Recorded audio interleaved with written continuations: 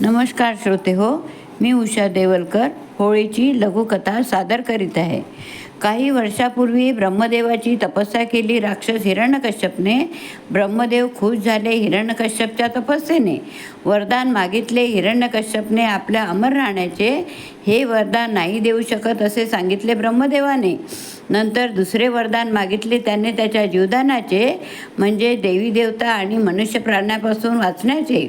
ब्रह्मदेवाने दिले सर्व वरदान अमरतेच्या बदलीचे, पण ठरवले राक्षसाने देवी देवता व मनुष्यांना त्रास देण्याचे.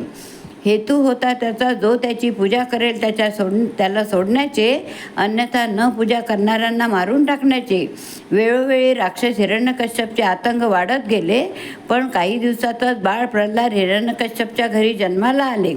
त्याने आपल्या पुत्राला भगवान विष्णूची पूजा करण्यास मना केले, परंतु भक्त प्रल्हादने काही न ऐकले.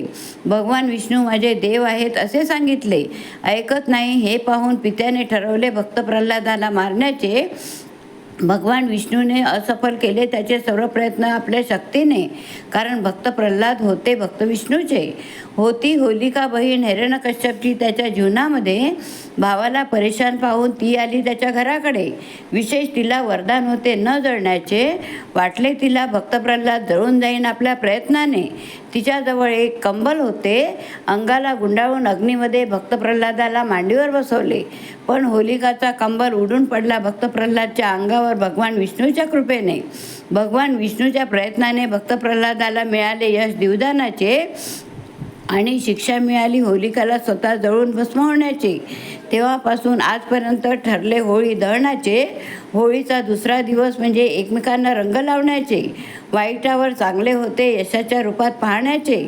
वाईट कितीही ताकदवार असो, मात्र चांगले यश निश्चित प्राप्त होण्याचे.